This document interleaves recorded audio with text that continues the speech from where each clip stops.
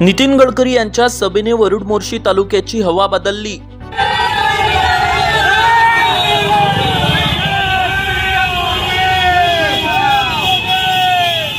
नितीन गडकरी यांच्या भाषणाने अमर काळेंच्या तुतारीचे सूर हरवले। धन्यवाद। भारत माता की भारत माता की भारत माता की। रामदास तडस यांना पुन्हा लीड मिळण्याची शक्यता, तर अमर काळे यांचं देऊळ पाण्यात। नितीन गडकरी यांचे 15 ते 20 मिनिटांचे भाषण पलटवणार वरुड मोर्शी विधानसभा क्षेत्राचे चित्र।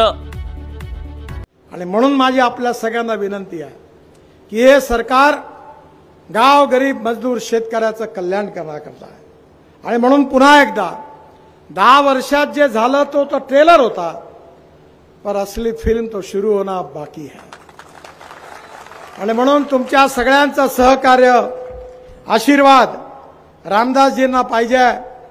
त्यांनी सातत्याने वर्धा जिल्ह्याचे प्रश्न संसदेत उचलले, अनेक विषयाचं फॉलोअप माझ्याकडे सातत्याने केलं आणि त्यांच्या कामाची गॅरंटी देण्याकरता मी आलो आहे। आपण त्यांना विजयी करा।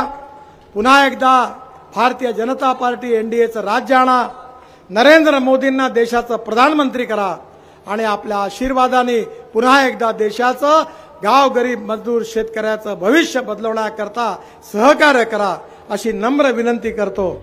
आज वरुड शहरात रामदास तडस यांच्या प्रचारासाठी वरुड शहरात नितीन गडकरी यांच्या जाहीर सभेचे आयोजन करण्यात आले होते। यावेळी नितीन गडकरी यांना सभेमध्ये यायला उशीर झाला, त्यामुळे नितीन गडकरी येणार नाही अशी देखील चर्चा व्हायला सुरुवात झाली। मात्र सभेला उपस्थित हजारो नागरिक नितीन गडकरी यांचे भाषण ऐकण्यासाठी थांबून होते। अचानक 5:40 नितीन गडकरी सभेत हजर झाले आणि त्यांचं भाषणही सुरू झालं। नितीनजी गडकरी यांचे पूर्ण भाषण हे विकासाच्या मुद्द्यावर असून त्यांनी वरुड मोर्शी आणि विदर्भाच्या स्थानिक मुद्द्यांवर विकासाचा आराखडा सांगून पुढील होणारी वाटचाल देखील सांगितली। नितीन गडकरी यांनी रोड, हायवे आणि संत्रा, कापूस या शेतीमालाला चालना देण्यासाठी विविध उद्योगही उभारण्यात येणार असल्याची माहिती दिली। वरुड मोर्शी तालुक्यातील संत्र्यासाठी संत्र्यापासून तयार होणारा ज्यूस, संत्रा बर्फी, संत्रा पावडर असे प्रोडक्ट तयार करण्यासाठी पुढील काळात भाजप सरकार काम करणार असल्याचे सांगून रामदास तडस यांना विजयी करा असे आपल्या भाषणात सांगितले व रामदास तडस यांची गॅरंटी देखील यावेळी नितीनजी गडकरी यांनी घेतली। विशेष म्हणजे नितीन गडकरी यांचे हे 15 मिनिटांचे भाषण फक्त विकासाच्या मुद्द्यावर होते आणि त्यामुळे उपस्थित नागरिकांमध्ये प्रचंड उत्साह पाहायला मिळाला आणि नितीन गडकरी यांच्या भाषणाने वरुड मोर्शी तालुक्यात चर्चा रंगली। आणि आता वरुड मोर्शी तालुक्यात अमर काळे यांच्या तुतारीचे सूर हरवले आणि रामदास तडस आणि भाजपची हवा तयार झाली असल्याचं चित्र दिसते आहे। मात्र आता नितीन गडकरी यांचे भाषण अमर काळे यांची तुतारी कुठपर्यंत शांत करते आणि रामदास तडस यांची हवा कुठपर्यंत तयार करते याकडे सर्वांचं लक्ष लागलंय। Avinash Bansod, Amravati today news, Warud. भारत माता की भारत माता की भारत माता की। कार्यकर्ते आलेले आहेत,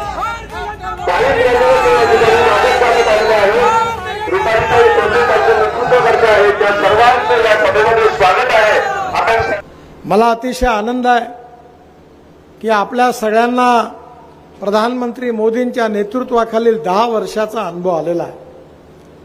काँग्रेस पक्षाचे 60 वर्ष आणि मोदींच्या नेतृत्वाखालील 10 वर्षाची तुलना जर केली तर आपल्याला लक्षात येईल की या 10 वर्षाची उपलब्धी काय आहे।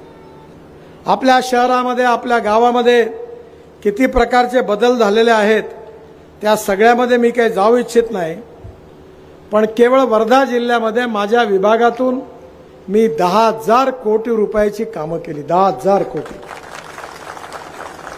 मी त्या काळामध्ये अमरावतीवरून मोर्शी, मोर्शीवरून वरुड आणि वरुडवरून नागपूरला बऱ्याच वेळा गेलो। त्या रस्त्याचा अनुभव मी अनेक वेळा घेतला। आज गाव लक्षात आज ओळखू येत नाही, कारण चांगले रस्ते झाले। सिंचनाच्या बाबतीमध्ये मधल्या काँग्रेसच्या, राष्ट्रवादी काँग्रेसच्या काळात सिंचन प्रकल्प बंद पडले होते। मी केंद्रामध्ये वॉटर रिसोर्सेस खात्याचा मंत्री झालो आणि त्यावेळी मी आपल्या इथे प्रधानमंत्री कृषी सिंचन योजनेतून केंद्र शासनातून 11,728 कोटी रुपये हे दिले। त्यातले 7 प्रकल्प होते। त्यात वर्धा जिल्ह्यामधला निम्न वर्धा प्रकल्प 1600 कोटी रुपये आणि अमरावती जिल्ह्यातला निम्न पेढी प्रकल्प 915 कोटी रुपये। दोन्ही प्रकल्प पूर्ण करायला पैसे दिले.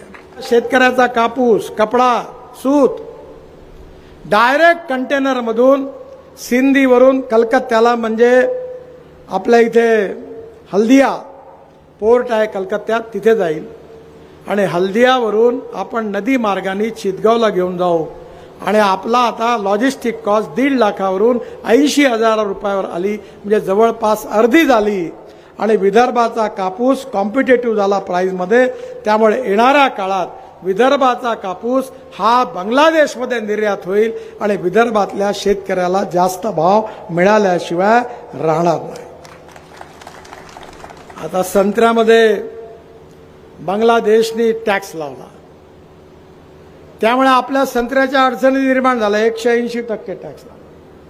मी बांगलादेशच्या प्रधानमंत्र्यांशी बोललो, 2 वेळा बोललो, पण त्यांनी अजूनपर्यंत काही तो कमी केलेला नाही. भारत सरकारच्या वतीने पण दिला आणि कल्पना ही आहे की आपण सिंधीला कोल्ड स्टोरेज बांधू आणि तिथून आपला संत्रा हल्दियाला जाईल आणि हल्दियावरून डायरेक्ट चितगावला जाईल.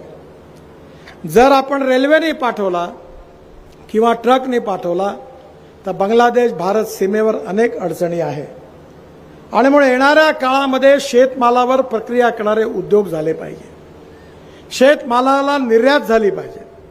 म्हणून आपण किसान मेल सुरू केली. 300 गाड्या आल्या त्या काळात. वरुडवरून आपण संत्र भारतात पाठवली आणि एवढंच नाही तर आता मदर डेअरी आणली आहे. 450 कोटी रुपयाचं काम नागपुरात सुरू झालेलं आहे. विदर्भातून रोज 40 लाख लिटर आपण दूध घेणार आहे आणि मी जिद्दीने ऑरेंज बर्फी तयार केली. तुम्ही जो छोटा संत्रा आहे तो आता बहुतेक नांदेडला पाठवता, पण 10-12 रुपये किलोच भाव मिळतो. मदर डेअरीला मी सांगितलं आपण जी संत्र्याची बर्फी तयार केली ती जी बर्फी आहे ती फक्त 3 दिवसच 8 दिवसच तिचं लाईफ आहे. म्हणून आता लहान संत्र्यापासून ज्यूसपासून पावडर तयार करायची आणि त्याची बर्फी करायची. त्याचं सेल्फ लाईफ 3 महिने राहील आणि जगाच्या कानाकोपऱ्यात आपली संत्र्याची बर्फी आपण पोहोचवू आणि लहान संत्र्याला चांगला आपण भाव मिळवून देऊ. आपण धोरणात बदल केले, अनेक गोष्टी केल्या. आज वेळ कमी आहे, शेवटचे 2-3 मिनिटं आहे. मी तुम्हाला विनंती करतो की गाव गरीब मजदूर शेतकऱ्याचं कल्याण केलं पाहिजे. हा देश सुखी समृद्ध संपन्न केला पाहिजे. या देशाला जगातली 4थी शक्तिशाली अर्थव्यवस्था आपल्याला निर्माण करायचं आहे. आयात कमी करायची आहे, निर्यात वाढवायची आहे आणि शेतकऱ्याच्या तरुण मुलाच्या हाताला काम द्यायचं आहे. केवळ स्मार्ट शहरं नाही तर स्मार्ट विलेज तयार करायचे आहे. आपण काँग्रेसच्या काळातली सगळी धोरणं बदलवलेली आहे. शेतकरी अन्नदाता नाही ऊर्जादाता बनला पाहिजे. ऊर्जादाता नाही इंधनदाता बनला पाहिजे. इंधनदाता नाही हवाई इंधनदाता बनला पाहिजे. आता माझ्याकडे इनोवा गाडी आहे, शेतकऱ्यांनी तयार केलेल्या 100% इथेनॉलवर चालते. TVS, हिरो, होंडा, बजाज यांच्या स्कूटर आता इथेनॉलवर आल्या आहेत. माझी गाडी जी आहे इनोवाची, आज मी इथे आता हेलिकॉप्टर उशारून बोलवली आहे, त्या गाडीमध्ये 60% वीज तयार करते आणि 40% इथेनॉलवर चालते. ॲव्हरेजची तुलना केली तर 25 रुपये लिटर पेट्रोलचा भाव पडतो. आपली स्कूटर, मोटरसायकल शेतकरी आपल्या इंधनाने आता चालवू शकेल असा काळ आपण आलेला आहे. एवढंच नाही तर आपण विमान हवाई इंधन तयार केलं आहे शेतकऱ्यांनी. डांबर तयार केलेला आहे, CNG तयार केलेला आहे. माझ्याकडे माझा ट्रॅक्टर CNG वर कन्वर्ट केला आहे. 50,000 रुपये वर्षाची बचत होते. शेतकऱ्यांना यांत्रिकीकरण करायची आवश्यकता आहे. Cold storage pre cooling plant करण्याची गरज आहे. कृषी मालावर प्रक्रिया उद्योग स्थापन करण्याची गरज आहे आणि तशी धोरणं सरकारने स्वीकारली आहे. आणि म्हणून माझी आपल्या सगळ्यांना विनंती आहे की हे सरकार गाव गरीब मजदूर शेतकऱ्याचं कल्याण करण्याकरता आहे.